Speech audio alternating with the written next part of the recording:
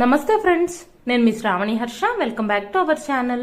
ఇవాళ మన కథ దూరపు కొండలు. కొడుకు, కోడలు, మనవలు అందరూ ఉండి కూడా రోజంతా ఒంటరిగా గడపటం పనిష్మెంట్లా ఫీల్ అవుతున్న అత్తగారికి తన స్నేహితురాలిచ్చిన సలహా ఏమిటి? ఆ సలహాతో తన సమస్యకు ఎలాంటి పరిష్కారం దొరికింది? ఈ కథలో చూద్దాం. కథని చివరి వరకు వినండి. నచ్చితే లైక్ చేయండి. ఈ కథ పైన మీ విలువైన స్పందనని కామెంట్ రూపంలో మాకు తెలియజేయండి. కొత్త వారు ఎవరైనా చూస్తున్నట్లయితే మన ఛానల్ ని సబ్స్క్రైబ్ చేసుకోండి. ఆటో ఆగిన చప్పుడు అవ్వటంతో సీతాలక్ష్మి ఎవరు వచ్చారా అని తొంగి చూసింది. అది పక్కింటి ముందు ఆగింది. పక్కింటి ప్రమీల కోడలు గౌతమి దిగుతోంది. పండక్కని వారం క్రితం ఊరెళ్లి ఈ రోజు తిరిగి వచ్చినట్లుంది. సీతాలక్ష్మి భారంగా నిట్టూర్చింది. గౌతమి ఏడాదిలో 2-3 సార్లు ముఖ్యమైన పండగలకి, ఏదైనా ఫంక్షన్ ఉంటే అప్పుడు పుట్టింటికి వెళ్లి 4 రోజులు ఉండి వచ్చేస్తుంది. మిగతా సమయం అంతా ఇంటి పనుల్లో అత్తగారికి చేదోడు బాదోడుగా ఉంటుంది. ఆటో చప్పుడికి ప్రమీల బయటకు వచ్చి కోడలి చేతిలోని బ్యాగ్ అందుకొని సీతాలక్ష్మిని గమనించి పలకరింపుగా నవ్వింది. మీకు తీరిక దొరికితే ఒకసారి రండి వదినా అంది లోపలికి వెళ్లబోతూ. సీతాలక్ష్మి అంగీకారంగా తలూపి, సాయంత్రం వస్తాన్లే. మా కోడలు సృజన సాయంత్రం ఆఫీస్ నుంచి వాళ్ల పుట్టింటికెళ్లి రాత్రి వస్తుంది. అప్పుడు వచ్చానంటే నాకు కూడా టైంపాస్ అవుతుంది. ప్రమీల వచ్చే నవ్వును బిగబట్టి, సరే కోడలు ఇప్పుడే వచ్చింది కదా, ఉంటాను, ఇంకా పనుంది నాకు అని లోపలికి వెళ్లిపోయింది. ప్రమీల నవ్వుకొని వెళ్లటం సీతాలక్ష్మి దృష్టిని దాటిపోలేదు. ఇలాంటి జీవితం గడపటం తన స్వయంకృతం. కొడుకు, కోడలు, మనవలు అందరూ ఉండి కూడా రోజంతా ఒంటరిగా గనపడం ఈ వయసులో ఒక రకమైన పనిష్మెంట్.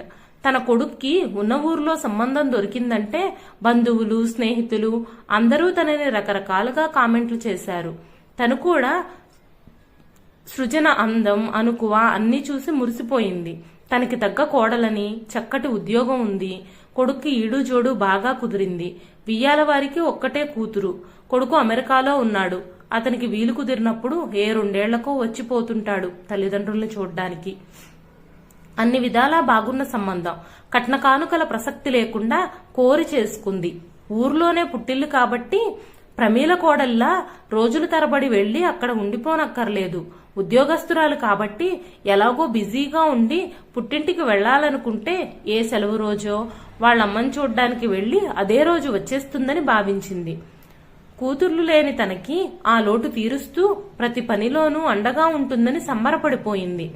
కోడలిగా అడుగుపెట్టిన రోజే బుజ్జగిస్తూ చెప్పింది తనకి ఆడపిల్లలంటే అంత అపురూపమో, తనలో అత్తని కాక అమ్మని చూడమని, అమ్మాయి లేని కొరత తీర్చమని, ఇద్దరూ మంచి స్నేహితురాలలా ఉందామని. అత్తగారి వైపు తెల్లబోయి చూస్తున్న సృజన ఆవిడ ఆర్తిని అర్థం చేసుకుని భరోసా ఇస్తున్నట్టుగా నవ్వింది. అది మాటల వరకే కాదు, చేతలలో కూడా చూపిస్తుంది. తనతో ఏనాడూ పోట్లాడదు. ప్రతి విషయాన్ని చర్చిస్తుంది. అడగకుండానే ఖర్చుల కోసం అంటూ డబ్బు పెద్ద మొత్తంలో చేతుల్లో పెడుతుంది. అంతా బాగానే ఉంది, కానీ ఆ ఒక్క విషయమే సీతాలక్ష్మి మనసుని సమాధానపరచలేకపోతుంది. అప్పటికీ మనసాగక సృజనకి 1-2 సార్లు సౌమ్యంగా నచ్చజెప్పి చూసింది. దానికి సృజన అవును, కాదు అని జవాబివ్వకుండా తను చేయాల్సింది తను చేస్తుంది. ఎన్నాళ్ళిలా? అప్పుడే కోడలుగా తన ఇంటికి వచ్చి 10 ఏళ్లు దాటాయి. అయినా తన అలవాట్లు మార్చుకోలేదు. మొదట్లో కోడలొక్కతే, ఇప్పుడు ఆమెతో పాటు మనవడు, మనవరాలు, వాళ్ల కోసమని తన కొడుకు. దాదాపు ప్రతిరోజు ఇదే తంతు. అంతా అరుదుగా ఇంటి పట్టునుంటారు. ఉదయం లేచి పిల్లల్ని తయారు చేసి స్కూల్కి పంపించడమే సరిపోతుంది. ఇక తాను తయారయ్యి ఆదరాబాదరాగా తిని ఆఫీస్కు టైం అయిపోతుందంటూ మొగుడితో కలిసి ఆఫీస్కు పరుగులు పెడుతుంది. రోజు ఇదే తంతు కావడంతో పనికి సాయంగా ఉంటుందని అడిగినంత డబ్బు ఇచ్చి మనిషిని పెట్టుకుంది. ఆ మనిషి జీతాన్ని కోడలే భరిస్తుంది కాబట్టి ఆ అమ్మాయిని ఆక్షేపించే అవకాశం లేదు. లక్ష్మి బాధంతా ఇటువంటి చిన్న చిన్న విషయాలకు కాదు. అసలు విషయం ఏమిటంటే ఆఫీసు, స్కూల్ వేళలు తప్పించి మిగతా సమయం అంతా తన కుటుంబ సభ్యులతో గడపాలని ఉంటుంది. పిల్లలతో ముద్దు మురిపాలు పంచుకోవాలని ఆశపడుతుంది. కానీ ఈ చిన్న కోరిక ఆమెకు గగన కుసుమమే. పిల్లల స్కూలు వియ్యాల వారింటికి కొంచెం దగ్గరలోనే ఉంది. ఆటో డ్రైవర్ పొద్దున ఇక్కడ ఎక్కించుకునే వెళ్తాడు, కానీ సాయంత్రం సృజన పుట్టింట్లో దింపేస్తాడు. సృజన ఆఫీస్ నుంచి డైరెక్ట్ గా పిల్లల కోసమని తల్లిగారింటికి వెళ్లిపోతుంది. 8 దాటాక తీరిగ్గా పిల్లలతో కలిసి వస్తుంది. ఒక్కో రోజు భోజనాలు అక్కడే కానిచ్చేసి వస్తారు. వారి కోసం తయారు చేయించిన భోజనం ఆ బర్నాడు పని మనిషికిస్తుంటే ప్రాణం ఉసూరుమంటుంది. ఇక తనకి కూడా తినబుద్ధి కాక పాలు పళ్లతోనే సరిపెట్టుకుంటుంది. కోడల్ని గట్టిగా మందలించలేని మెతకతనం. అందుకే తనలోని అసంతృప్తిని తన వరకే పరిమితం చేసుకుంది. పక్కింటి ప్రమీలతో మంచి స్నేహమే ఉంది కాబట్టి అప్పుడప్పుడు భరించలేని ఒంటరితనంతో తను ఎలా బాధపడేదో చెప్పుకుని గోడు వెళ్లబోసుకుంటుంది. ఊర్లో సంబంధం చేసుకుంటే కోడలు ఎప్పుడూ కళ్ల ముందే ఉంటుందని ఆశపడ్డాను. నీ కోడలేనయ్యాం. ఏడాదిలో ఏ కొన్ని రోజులో పుట్టింటికి వెళ్లి వచ్చేస్తుంది. నట్టింట మహాలక్ష్మిలా కోడలు తిరుగుతూ ఉంటే ఎంత బాగుంటుంది. మనవరాళ్ల ముద్దు ముచ్చట్లు ఆటపాటలు చూడాలని ఎంతగానో అనుకుంటాను. కాని నాకు ఆ అదృష్టమేది? నా కోడలికి పొద్దున ఆఫీస్ హడావిడి. సాయంత్రం తల్లిగారింటికి వెళ్లి ఏ రాత్రికో వస్తుంది. పిల్లలు అక్కడి నుంచి వచ్చి రాగానే నిద్ర కళ్లతో సోలిపోతారు. పోనీ సెలవు రోజన్నా అంతా కలిసి ఉందామనుకుంటే సైట్ సీయింగ్, వీకెండ్ అంటూ ఎక్కడికో అక్కడికి వెళ్లిపోతారు. ఇక నా ఆశ అందని ద్రాక్షే, ఎండమావే. ఎవరో కవి చెప్పినట్లుగా జగమంత కుటుంబం నాదైనా ఏకాకి జీవితం నాది అన్నట్టుంది అంది గాఢంగా నిట్టూరుస్తూ. ఆమె మాటలకు ప్రమీల నవ్వింది. నువ్వు ఒట్టి పిచ్చిదానిలా ఉన్నావు. ఏ ఇంట్లో చూడు ఏముంది గర్వకారణం అన్నట్టు ఎక్కడ చూసినా అత్తాకోడలు ఒకరంటే ఒకరికి పడక కీచులాడుకుంటూ తమ ఆధిపత్యం నిలుపుకోవాలని చూస్తారు. ఇన్ని సంవత్సరాలలో నువ్వు సృజన ఏనాడు దెబ్బలాడుకోవడం నేను వినలేదు. అయినా ఆ అమ్మాయికి అంత తీరిక కూడా ఉండదులే. ఇంటి పెత్తనం అంతా నీ చేతుల్లోనే పెట్టి నీకు విలువ గౌరవం ఇస్తుంది. అంత మంచి కోడలున్నందుకు సంతోషించక ఇలా బాధపడతావేమిటి?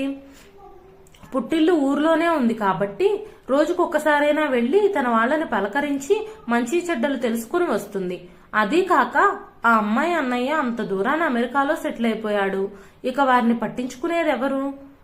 పోనీ వాళ్లే కొడుకు దగ్గర గడుపుదామా అంటే అక్కడ వాతావరణం పడకనే గదా.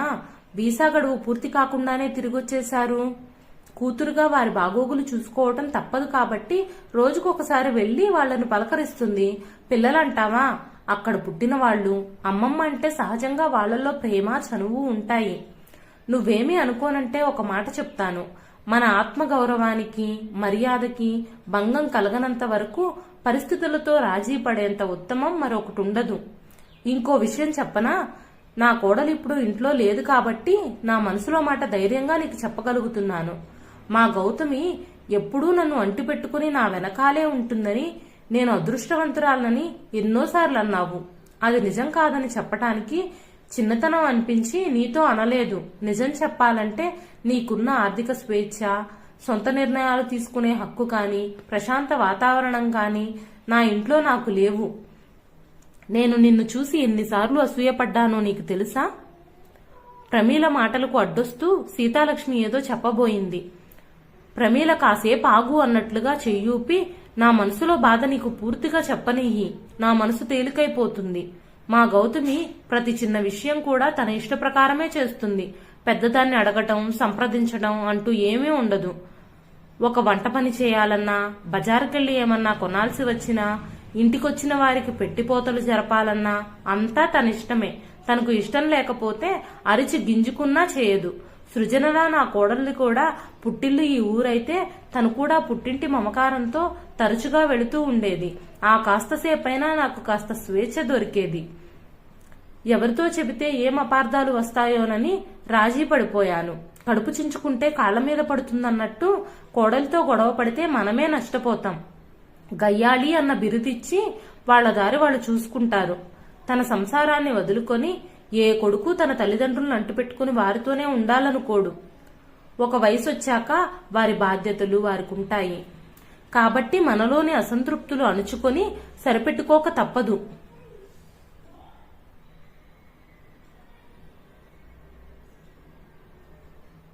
ఇంకా నయ్యం, మనం గొడవలు లేకుండా కోడళ్లకు నచ్చినట్టుగానే రాజీ పడిపోయి బ్రతికేస్తున్నాం. నీకు గుర్తుందా? మన వీధిలోని పద్మావతి ఆవిడ కోడలు ఒకరంటే ఒకరికి పడక ఆధిపత్య పోరు సాగిస్తూ పోట్లాడుకునేవారు. అందరూ నవ్వుకునేలా ఒకరినొకరు ద్వేషించుకుంటూ కాలక్షేపాన్ని కలిగించేవారు జనాలకు. చివరికి ఏమైంది? ఆవిడ కొడుకు ఇద్దరితో పడలేక విసిగిపోయి గుట్టు చప్పుడు కాకుండా వేరే ఊరికి ట్రాన్స్ఫర్ చేయించుకొని భార్యాపిల్లలతో వెళ్లిపోయాడు. దీనివల్ల ఎవరు నష్టపోయారు? ఎవరి సహాయం లేకుండా రోగిష్టి భర్తను పెట్టుకొని ఆలస్యంగా కళ్ళు తెరిచి తన కోడల్ని సరిగ్గా చూసుకోలేకపోయానని, ఏదో ఒకటని రెచ్చగొట్టేదాన్నని, సర్దుకుపోతే ఏ గొడవ లేక అంతా కలిసి ఉండేవాళ్లమంటూ పశ్చాత్తాపడుతుంది.